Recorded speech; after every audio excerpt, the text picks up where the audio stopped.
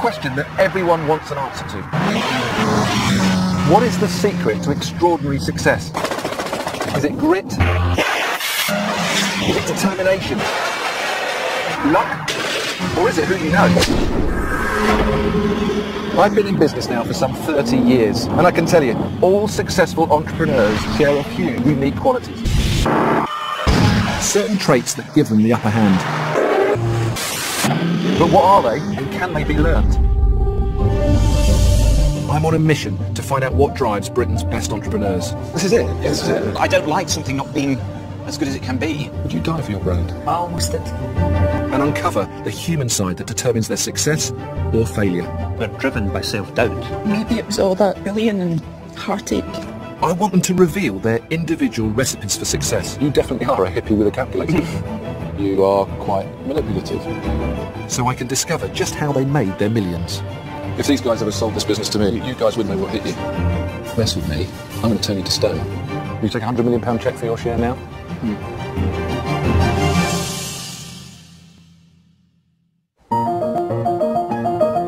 Success in business isn't a fine science. I've turned tiny startups into multi-million pound companies. Not all of my ventures have succeeded. Business is tough. But I've always believed there are certain factors that can give us all a fighting chance. I'm on a journey to get inside the minds of two of the country's top business people, and I'm hoping to discover the ways in which the most unlikely characters become multi-millionaires. I'll be spending time with Richard Reed, founder of a smoothie company with a £165 million turnover. And Michelle Mone, the self-made inspiration behind a multi-million pound lingerie business, and who according to the Rich List is worth £50 million. Have they both followed the same blueprint to success, or is it their difference that matters most? My journey begins at Fruit Towers in West London, the home of the most successful smoothie company in the UK, and its co-founder, Richard Reed. Well, the tie's off Right, today. look at that, the tie's off. No tie. How are you? Good. How's it going? Have you seen the difference to the way that you travel? Yeah, but I must We're admit, grass-covered vans and you're this thing. I want to be in the grass-covered van. Yeah? It's good fun actually, and it dances, it's got hydraulics, so it bounces around and you can blare out music for the speakers at the front. We take it to festivals, go out sampling with it. And a lot of my people have met their partners through it as well. Richard is leading a new wave of entrepreneur who have embraced a business style pioneered in the US by companies like Google. He believes that if his employees feel at home, they'll be extra productive. And despite opting for an open collar, I still felt overdressed. It almost doesn't look like a working environment though. It looks like a London Play Centre. What kind of it?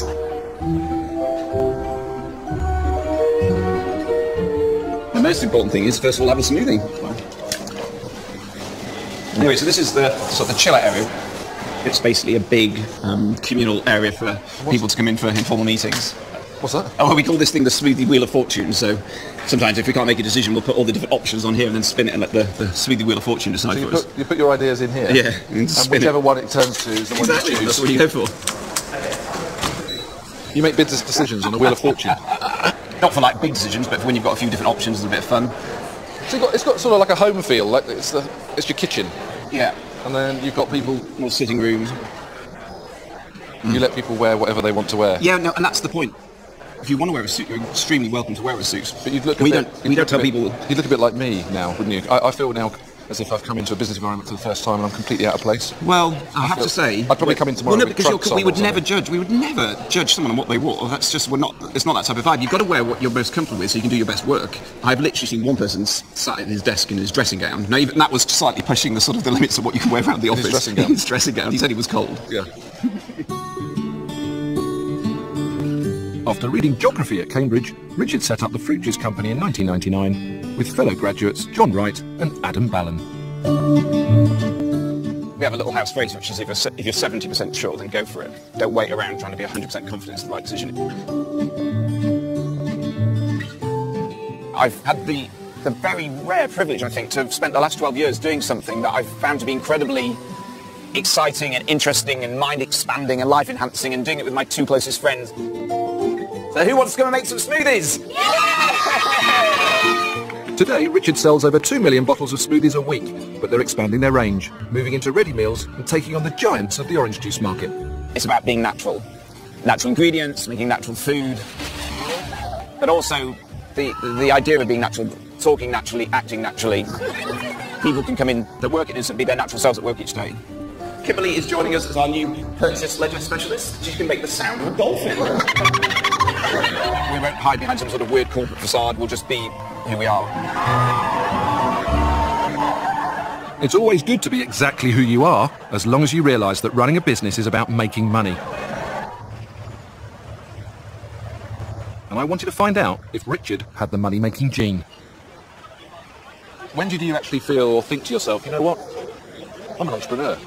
I was 16 and I was working in a dog biscuit factory in Huddersfield, and my job paid £2 an hour, and the task I was assigned to get down on my hands and knees and pick up the dog biscuits off the factory floor that had fallen off the conveyor belt. So I went up to the foreman and said, do you have a brush I could borrow? If you had a brush I could borrow, I could do this job better.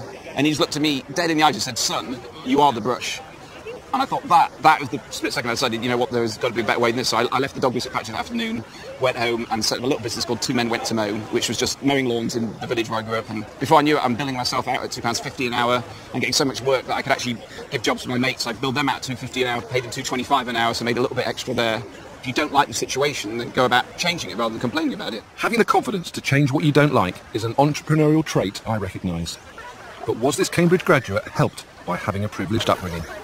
I'm from Huddersfield in the north of England. My dad started as a bus conductor and worked his way up to become like a manager in the local bus company. My mum was a nurse. My mum and dad decided they wanted to pay me to go for a private education. That was funded by my mum going out and working nights, so she'd work 2 nights a week. My parents made massive sacrifices for us as kids. What was your school life like? First year, I came 44th out of 45 in my class in the exams, right, so 1 from the bottom. You know, I think something clicked with me and I worked hard the next year. I remember I came 17th, and I remember going home to sort of say, you know, really please myself, I came 17th. And my mum just said, I think you can do better than that. And I remember thinking, wow. So you think from that one defining moment, that was the self-belief injection that your mum gave you? I think it made me recalibrate, yeah. I think it made me think, oh, yeah, that felt pretty good. But then it was like, well, actually, you know... Do better. Yeah, you can do better. You can do better. And you did. Yeah. And almost the rest is history. Yeah. To truly uncover why Richard has become so successful, I needed the answers to some uncomfortable business questions. But that would have to wait. First, I've got an appointment with an entrepreneur who is poles apart from Richard Reed. The next stop on my journey is East Kilbride, where I'm meeting Michelle Mone, the tycoon behind one of the country's leading lingerie labels. I wonder what her corporate headquarters might reveal about her particular approach to business. Hello. Hello, how are you? Fine, how are you? Very good. Nice to see you. Wow, thank you very much for Welcome. letting me in. This is our Scottish headquarters, and we've got Hong Kong and we've got China as well. I wanted it shaped like a breast, so you're now in the breast of the building. And when we go upstairs, you'll see it more. And you're not winding me up. This is No, that's honestly, real. It's real, yeah, and it's kind of shaped like a double D. So there you go.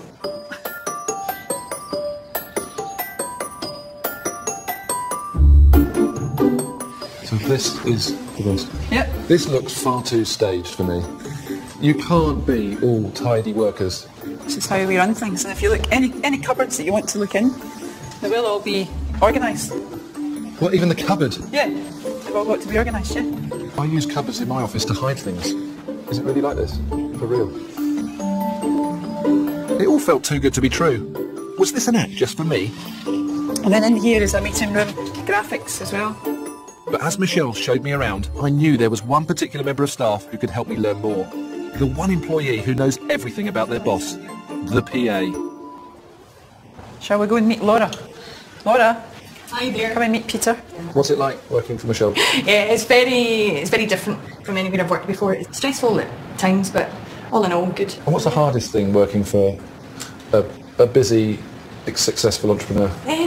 Michelle's like a perfectionist. You can plan one thing, and within 10 minutes she wants it completely different. She's just like... So she changes her mind a lot? Oh, yeah. All the time? Yeah. I'm not scared of change. It annoys people around you because they've been working on it for so long. But I know everything about Michelle, so I have to be one step ahead of her. And what scares you about Michelle as a boss?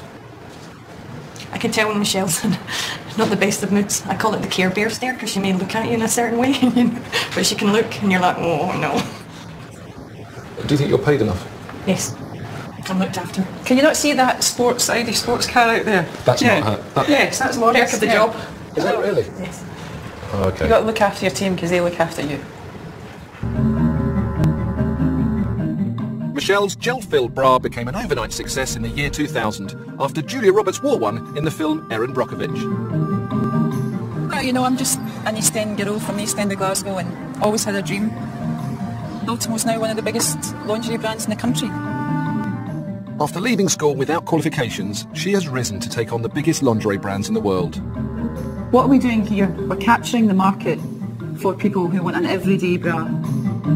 Michelle is a mum of 3, juggling family life and business commitments from day one. I do believe that we will become the Victoria's Secrets of the UK. Michelle knows how to manipulate the press, and she does everything she can to keep her brand and her celebrity persona in the public eye. I am very demanding. I'm a perfectionist. Let me tuck your label in as well. No. Yeah. Sorry. It's just not Ultimo. I'm impatient and I always want the best. I think I'm a nightmare.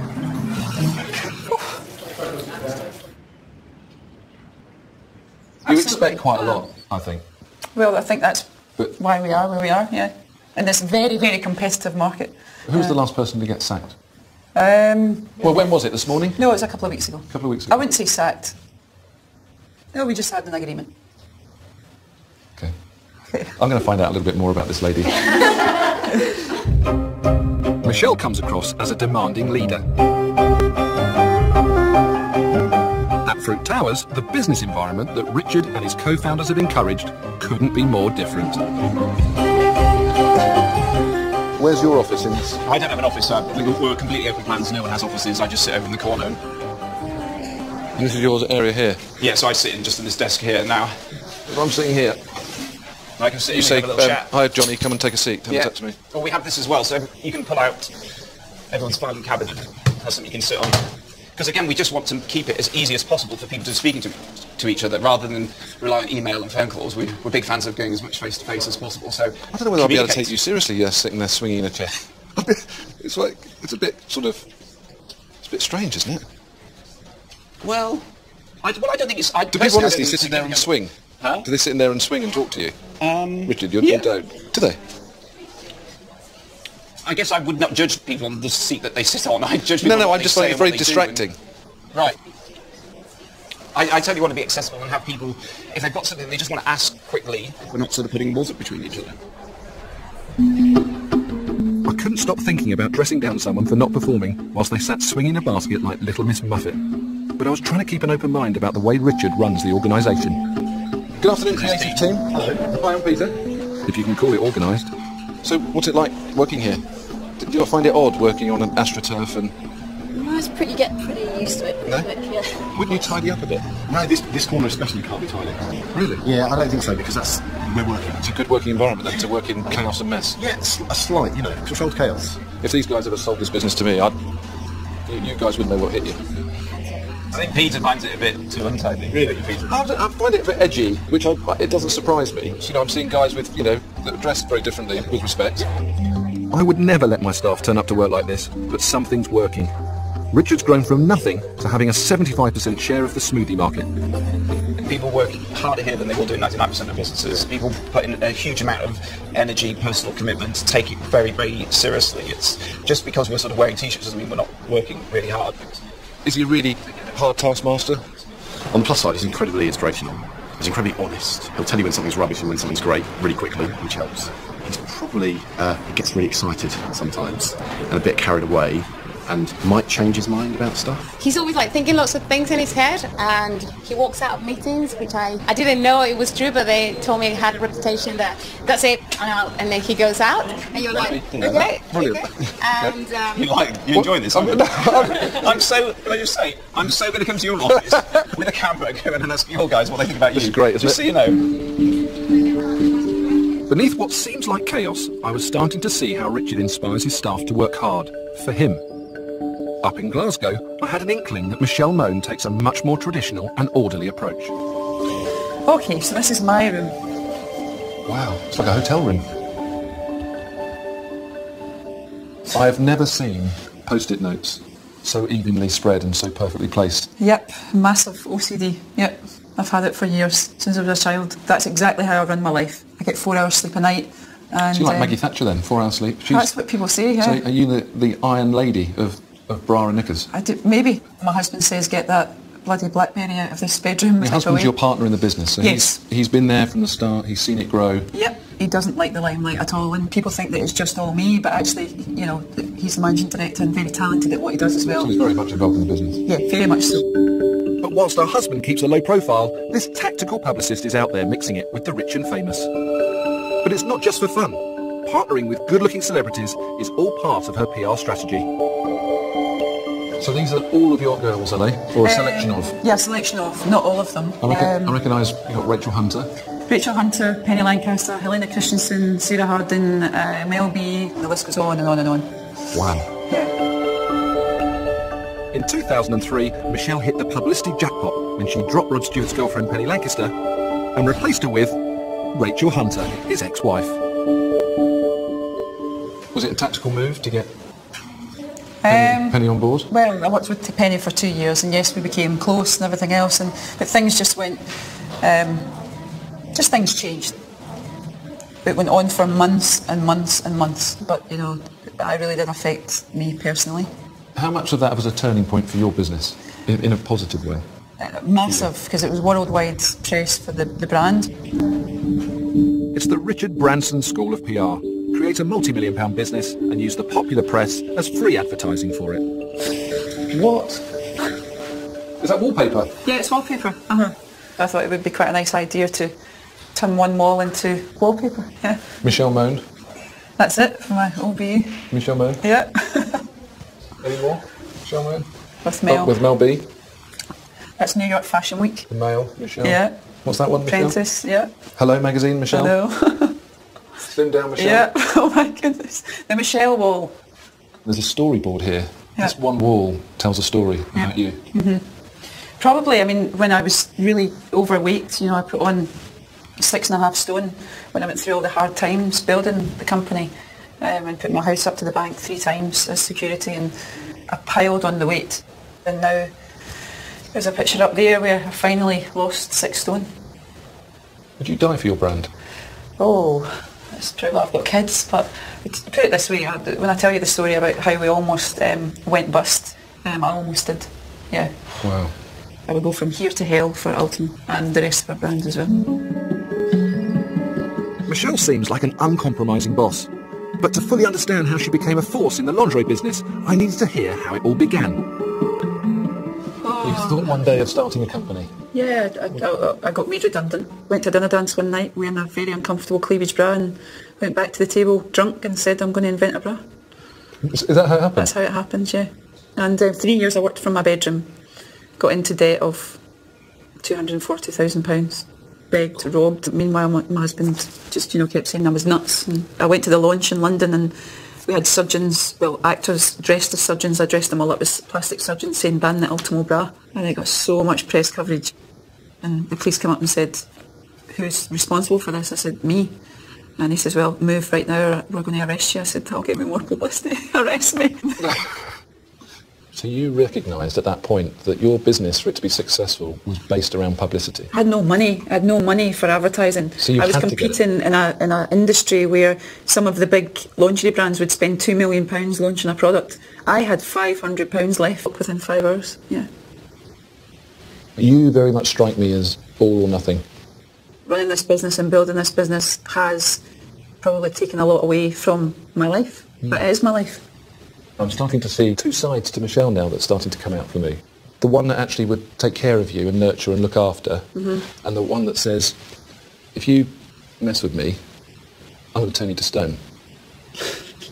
And it's that. Well, yeah. And it's interesting seeing that psyche, because I'm almost like the silent assassin. That's not something to be proud of. No, but in an interesting way, because you're driving your business and taking it really forward. Nothing is going to stop Michelle. Yeah, it is fair, but for me, there's one thing that if you break with me, you never really get back. And that's trust. Self-belief is a key trait in all successful entrepreneurs, and Michelle has certainly seen off some challenging times. Back in West London, I wondered if the reason Richard Reed always seems to be smiling is because his route to success had been a much easier ride. Helpfully, he's decorated the stairs with a brief company history. Business starting to get a little bit bigger, and we started doing our dancing grass bands. This is our recipe book, which we published. The success Richard found in the early years of his business was based on an unlikely model. It seems like they were more focused on giving money away than actually making it. This is Fruit Song, which is a festival that we did in Regent's Park. It was free to go to.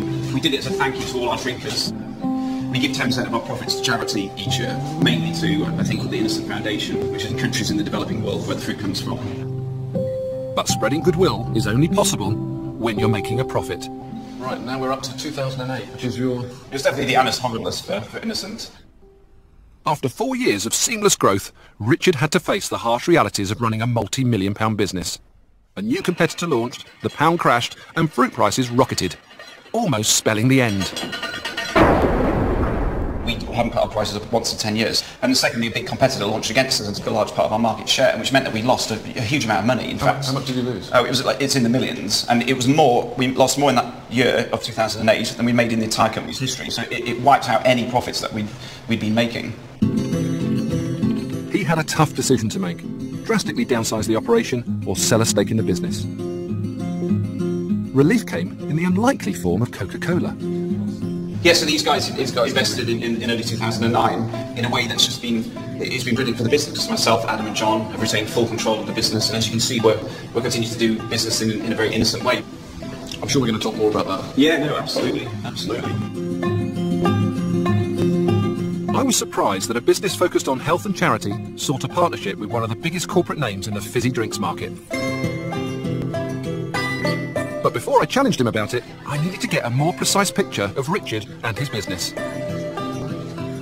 So Richard, what's happening in there? So this is our commercial team. We test the adverts we want to make sure they work, and this is, you test the advert in advance to see how does it score on people. Do they like it? Do they remember it? Do they relate it to Innocent? And so you can judge before you spend all your money on media, which is going to be the ad that people like the most, and that's essentially what those different scores are testing. There's quite serious stuff happening in this room then. Yes, no, absolutely. We do take things seriously. Fruit Towers is an interesting contradiction. At first, you walk through the doors and think you've entered Willy Wonka's chocolate factory. Rich, do you want to cut anything up? Oh, I like watching Peter. But as I was joining in the fun in the juice lab, I was starting to see where the genius of this business lay. Behind the AstroTurf and the lunchtime barbecues, there's a hierarchy that demands the very best from its people. The front of house is very much, hey guys, come in, have fun. We've got grass, we've got table tennis tables, we've got a lovely environment for you to work in.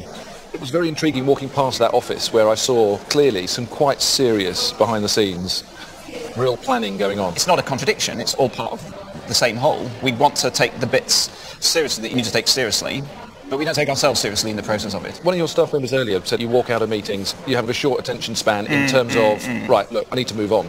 You're quite random in your decisions and you quite seemingly changeable. I like change, I like the future, I like things to evolve. Am I indecisive? I don't like something not being as good as it can be, and I don't like someone... So you are a perfectionist then? I think it's one of my drivers, yeah. And to the extent where I do know it can cause chaos at the last minute by me sort of going, well, how about that sign? I have sort of learned over the last couple of years to moderate it a little bit better. Richard is a clever and unconventional entrepreneur who believes he can make money by focusing on a mission. But surely, without profit, there is no mission. If you are and speak to lots of entrepreneurs all up and down the country and you say to them, what is your main objective? Well, their main objective would be to generate income and make profit. See, I don't agree. And that's not your objective at all? I don't agree. I think, in my experience, when you look at the world's greatest businesses, they are led primarily by a deeply felt sense of mission. And money is fairly incidental. But 2008, we got it wrong, okay? We made a mistake, the market moved against us and we weren't prepared for it. Of course the money is part of it, and I don't want to be disingenuous and imply that it's not. I'm hoping that, I will become wealthy from Innocence, and for that I'll be both appreciative and grateful. I think the world's greatest businesses are led by a sense of mission and purpose. Google, who set up in the same month, the same year as us, and have grown at the same time to be an $80 billion company, so in some ways you could say they're beating us. they talk about, in one sentence, that they exist to organise the world's information and make it universally available. That's a simple, clear mission, and it explains what their business is all about. And that's what Innocent's led by.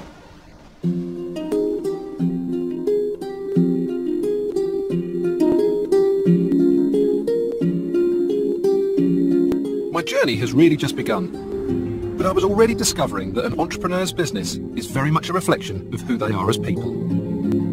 Michelle Mone is incredibly tenacious, but I wondered where her relentless drive had come from, and if her formula for success could last forever. At first glance, Richard Reed's approach appears counterintuitive, concentrating on the good his brand can achieve rather than the profit. But we've also heard from his childhood just how calculating he can be. Most successful businessmen and women I know can pinpoint exactly where and when their entrepreneurial journey began. To find out where that was for Richard and Michelle, I'm visiting places that lie at opposite ends of the country and of the social spectrum. Michelle is taking me on a tour of her hometown of Gallowgate. You're getting into the East End of Glasgow. Really down-to-earth, hard-working people. And Richard is showing me around Cambridge, the city where his entrepreneurial journey began. In Glasgow, I was to find the rags to riches cliché for real. Lots and lots of memories growing up here, and this is where I started my first business when I was 10 years old. You were 10? Yeah, So what was delivering that? the papers in the East End. And then when I was 11, I had 17 teenagers working for me. So you had a bunch of people working for you at 11? I did, yeah. The first stop would be Michelle's secondary school, a place she left without any qualifications at the age of 15. This is it? This is it, yeah. This was where she was told that a future working down the local supermarket was the best she could expect.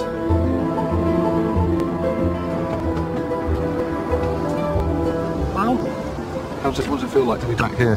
Very strange. Does it? Yeah. But What's your best memory? my best memory, I don't really have nice memories, to be honest with you. I really struggled at school academically. I was awful, and I think always been told, you know, you're a failure and you'll never do well. And I suppose everyone around me kept saying, Michelle, you can't do this and you can't do that. And I used to say, why? Why do you say you can't? Surely you can. Surely we can find a way. And I used to challenge everyone. Were you bullied? Kind of, yeah. I was a bit. Yeah, because I wore my uniform, and So were my you mum always and dad smart? were always, no, you wear your uniform. And What about your teachers? Did they have a little inkling that Michelle Mone was going to become a successful entrepreneur? I don't think so. I remember when I was 15, I had to go and see my careers teacher. I said, I want to be an entrepreneur. And she said, what does that mean? It could have been a determination to prove her teachers wrong that drove Michelle in those early days. But I was about to discover even deeper reasons for her desire to be an East End girl done good. But I always wanted my own room.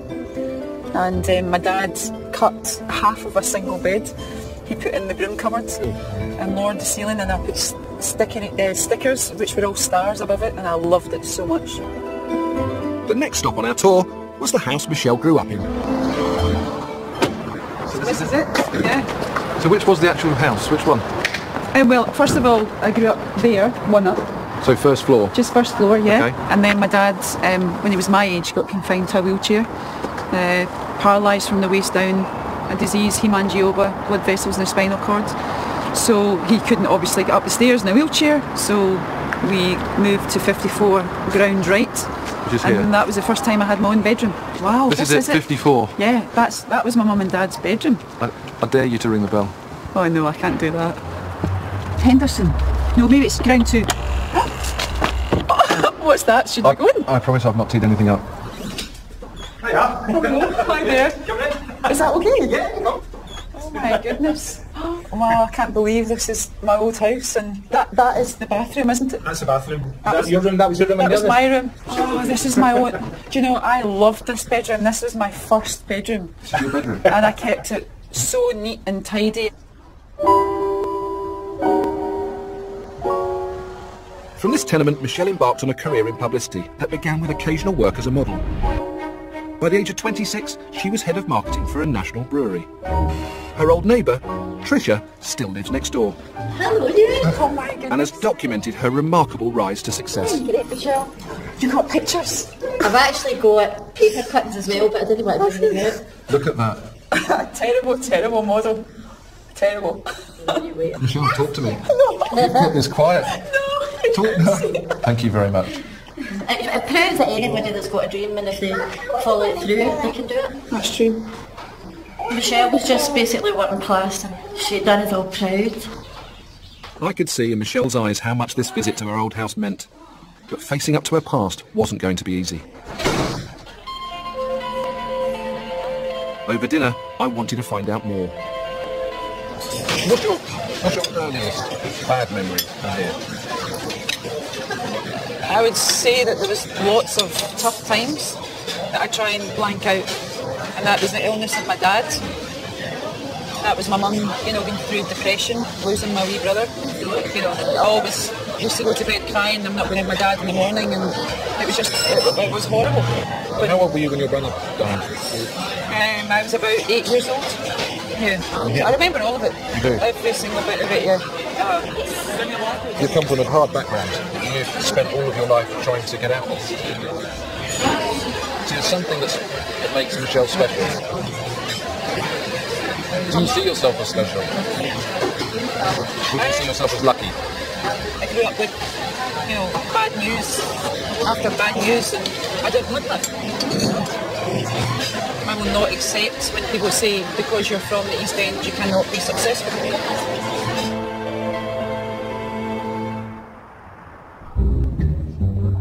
In contrast, the hard work of Richard's parents to fund his private education paid off. He became one of the elite few to make it to St John's College, Cambridge. So we haven't been in here for 20 years. He shared a room with Adam Ballon and John Wright. Together, they would become the co-founders of the famous smoothie brand. So this is a canteen? Yeah. Oh, yes. Yeah. The innocent canteen. 3 meals a day for 3 years here, pretty much. Yeah. Is that right? Dinner. And yeah, but this is definitely where it started, because the three of us became friends literally from the first night in college, and we all met in the college bar, and I think we sort of bonded, didn't we? Have a sort of a love of, nocturnal. Yeah, exactly. And what did you do? Because I know you did geography, didn't you? Was that because you couldn't think of anything else to do? The honest answer is, when I was looking at the different options, the only topic that had less lectures was land economy, which had 7 hours a week, and geography had 8 hours a week, and everything else had more, and so I went for geography. Okay. So I did economics. Oh, wow, okay. I did manufacturing, so getting stuff made. It's almost like perfect, isn't it? You've got somebody that economics knows how to run a business, you've got somebody that actually doesn't really care what they do because they just wanted to have fun, and then you've got somebody that actually knows the whole manufacturing process to put it all together. That's interesting though, isn't it? Because it does fit. No, I think it was a sort of lucky, fortunate, part of the formula. What you had here was 3 really close friends that had very different skills, but had a complete shared sort of set of values and vision and things that they wanted to achieve. And that's, I think, that was the starting place for the whole business, where the success has come from. It's incredibly rare that 3 mates thrown together at university go on to create a multi-million-pound business. To try and work out just how it happened, the boys took me to meet Colin, their residential porter. So they were pranksters then? They enjoyed their college life. As I say, they kept the porters on their toes all the time. But the porters loved them. The time they caught them, they always said, "We're innocent." That's where you got the name from. We're innocent. Richard's business story begins here in Cambridge, in a dark and dingy basement. Well, this is it? This is it. That's an underground garage. Yeah, exactly. The enterprising trio transformed this boiler room into the most popular student nightclub for miles around. We'd be turning people away at the door. People were coming for the free pizza, not the music. that was our dreadful original strategy, that we offered free pizza at 9 o'clock to try and get people down early. And what happened is a load of rugby boys turned up, ate the free pizza, and then left. And so we were left with an empty nightclub and full of pizza boxes. This is where it all started. I had a lot of fun while you did it. Yeah, absolutely. And that doesn't seem to have changed much. No, it's just one of the best bits of you're doing it with your 2 closest mates, so it's just such good fun. Both Richard and Michelle wanted to create better futures for themselves because of the circumstances that surrounded them. Richard desperately wanted to make his parents proud and repay the sacrifices they'd made to give him a world-class education. And Michelle was driven by a desire to do better than those around her. Oh, how nice is that? So what is it that links all entrepreneurs? Is there a formula for making millions? If you ask the investors who discovered Michelle and Richard, it wasn't their business plans that impressed them. Morris Pinto bought 18% of Innocent for £250,000. I could care less about what the business industry is or what the business idea is, and more about the people. I thought they were extremely bright, extremely articulate. Let me say it's the best management team I've ever worked with. Sir Tom Hunter backed Ultimo with £100,000. You can look at the business plan, you can look at the numbers, and you know, you've read as many business plans as me, and none of them really do what they ever say they're going to do. You're really only investing in the person. We saw something in Michelle, that determination, that look in her eye, and you then make an investment in the person. It's reported that both investors made very healthy returns when they sold their shares. In London, Scotland's first billionaire was giving me a further insight into what has pushed Michelle Mone to succeed. Even though Michelle puts forward this, you know, she can be quite fragile. And the thing people don't understand about most entrepreneurs is that we're driven by self-doubt. A lot of successful people who outwardly you think are so confident, but we're all trying to prove ourselves all the time. Yeah. For my final encounter, Michelle had invited me to her Mayfair apartment so I could have a glimpse into her private world. It was here I hoped to uncover the characteristics that have brought her success. Hello. Hello. Welcome. How are you? Wow. Fine. How are you? But nothing could have prepared me for the obsessive attention to detail that awaited. Okay, can you come? Look at that. That's amazing. Everything has its place. That shouldn't be dirty, is it? No. Everything has to be organised. So everything's in order. 5, 20, 50s. Yeah. Same hangers. Yeah. Every single one the same colour. Everything has to be the same. And the kids have got KPIs that they don't muck the hangers up and...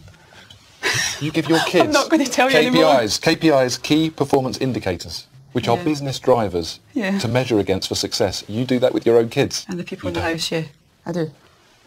If your drawers are not organised, and your cupboards are not organised, and your family are not organised, then your life is a mess. You have to compartmentalise everything in your life, and you don't change between business and your personal life, which is different. A lot of people, a lot of people are very different in business to they are when they're at home. To be successful, you have to be able to exert control, but Michelle takes it to another level. There must be a reason why she has to organise every detail around her, and the words of Tom Hunter were still ringing in my ears. Is it self-doubt that makes her like this? Are you proud of yourself? I think I am now. I think now that I've lost, all the weight and I'm getting fit, I'm getting my life in order. I was punishing myself for 10 years and I just kept eating and eating and eating and eating because I did not feel that I should have money and success. But I feel I'm a lot more content, but I still don't think I've made it yet. So would you say that you're lonely or in search of something? I'm not sure. Maybe you're doing these things to perhaps fill a void or fill something. I suppose being an entrepreneur is very lonely. You'll know it yourself. Where, you'll take all the worry and everything else on your own shoulders. And do you feel pressure? I feel pressure 24/7. Yeah. And I can't imagine life without the pressure, to be honest. I'm trying to understand the psyche behind an entrepreneur. There's a lot of similarities I see in me and you. Mm-hmm. I see that you have to have control. I can see that you are quite manipulative. I can see that you're very forthright and you know where you want to get to. Mm-hmm. But at the same time, I can also see a lot of insecurity. When I was last in your offices, you said something to me that hit me quite hard because I've never spoken to another entrepreneur before that's actually said, I considered committing suicide and I was in a very dark place in my life. Yeah. Take me back to that time of how you felt to get to that point. I just think that I tried my hardest and I suppose I was failing. And who were you letting down? I was letting down my family, you know, and it's the fear of going back to how I grew up, of, I suppose, struggling. But I just could not see a way out. I just couldn't. When you took me back to the East End of Glasgow, there was quite a touching moment when you got to see the neighbours and you got to see your house. But there's a lot about it that almost says, I can't remember a lot of things. I'm not blanking it all out, but I suppose that, you know, growing up and with my wee brother dying and my father, you know, being confined to a wheelchair at the age of 38, and I just thought, woof, you know, and I started to all come back to me.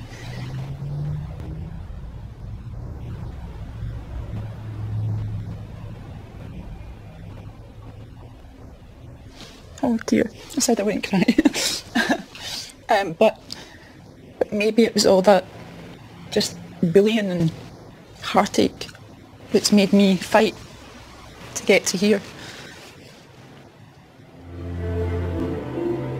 Oh, I'm so sorry. Don't apologise, because it's something to be proud of, and it gives a lot of people inspiration. And the reality is that an entrepreneur is a make-up of all different things.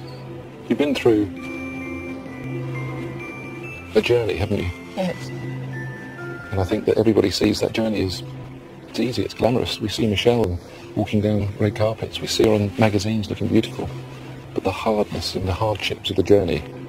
And I would say that the next few years, in pursuit of happiness and success, I think you're going to achieve it. Thank you.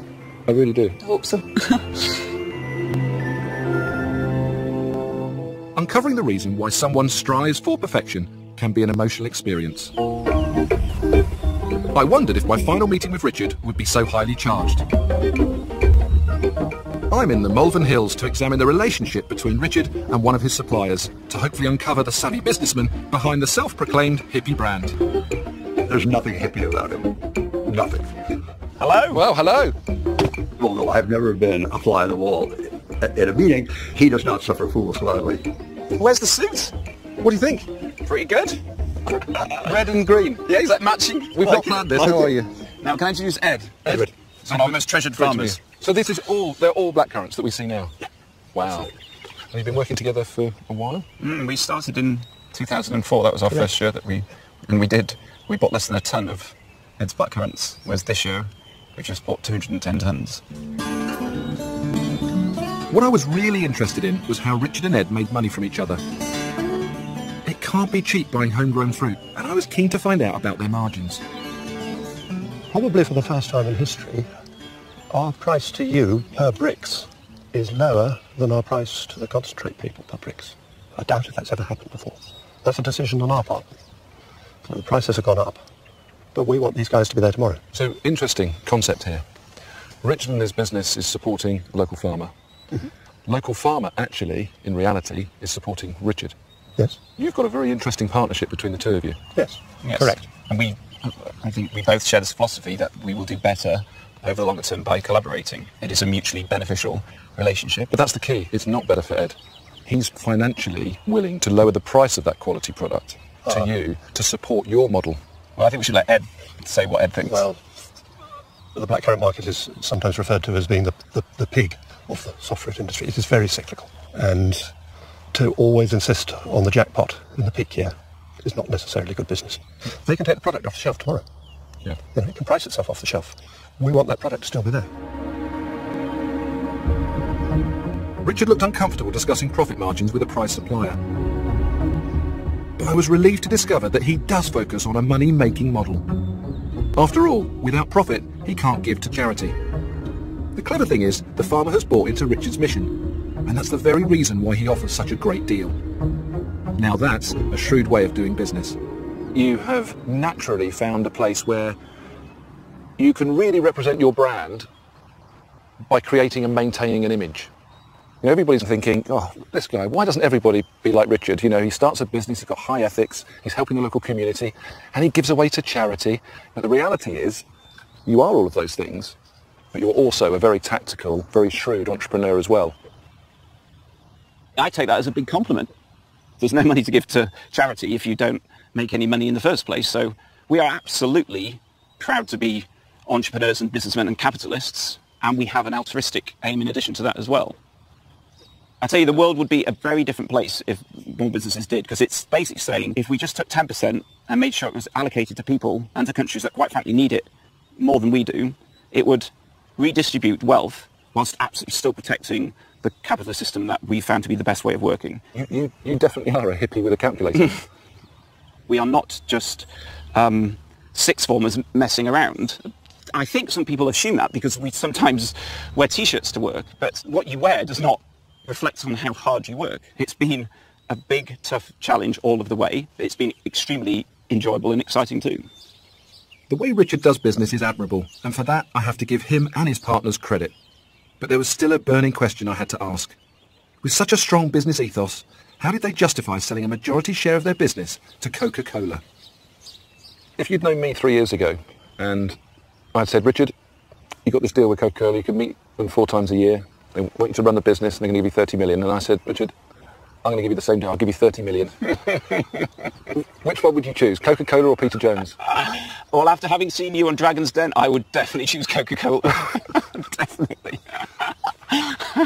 That's outrageous. Man, you're a tough negotiator, and you definitely wouldn't have extended the terms that Coca-Cola did. But I kind of liken it to a little bit like I've got a nice, seriously famous health club chain, and Cadbury's invest in my business. Was there any of the 3 of you that thought, I don't want to do this?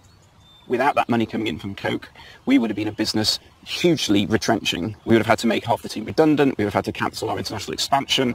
I feel like I'm interviewing like a politician. You're not answering my question. Oh, what was the question? Did any of you say no? No, we were all absolutely. So you were all 100%, all 3 of us. It was a very unusual deal that they did, where they would put in money, but absolutely take a back seat, allowing myself, Adam and John to keep full control of the company. Even the hardened cynics would admit now that we are absolutely more innocent than we've ever been. We've pushed even further into our sustainable agricultural projects. We've continued to fund the charities. It's mainly just asking their advice. You know, they've been in business running one of the world's most popular brands for 125 years. In a very small way, there are things that take them innocent as well. And so I really do think it's been a relationship that's been good for both parties. Have you got an ultimate goal? I want to get rich and die poor. The idea is I would love to sort of, get to be, in a strong position financially, but by the end of life, have, given it away. Coca-Cola come to you knocking on the door and saying, guys, we want to buy you out. Is that a conversation that you will have? Don't know, actually. 20 million each? 50 million? Keep going, mate. 100 each? What price do you put on it? I don't know is the short answer. You take a £100 million cheque for your share now? Well, you've just gone from 20 to 50 to 120 seconds, so I'm going to hold that a little bit further. 100 million for your share in Innocent. Cash. In the back of the Maybach. I'd have to speak to my wife.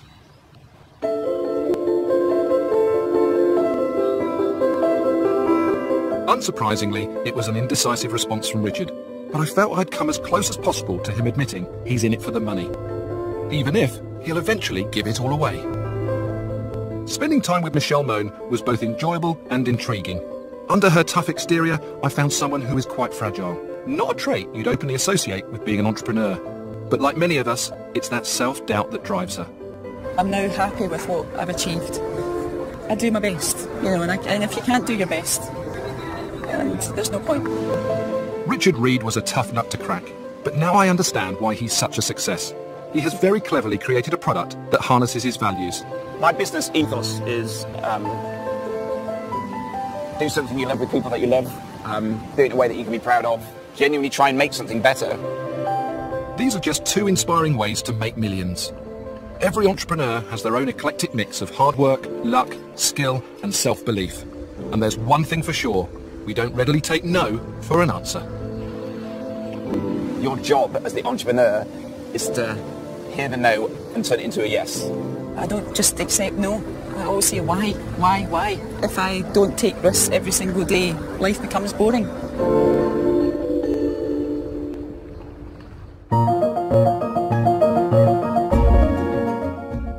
Will Italy become the next victim of Europe's debt crisis? Newsnight on BBC 2 at 10:30 after comedy with Ramsey Nesbitt next.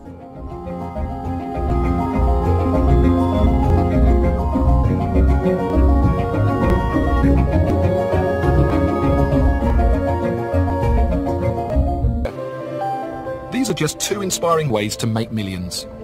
Every entrepreneur has their own eclectic mix of hard work, luck, skill and self-belief. And there's one thing for sure, we don't readily take no for an answer. Your job as the entrepreneur is to hear the no and turn it into a yes. I don't just accept no. I always say why. If I don't take risks every single day, life becomes boring.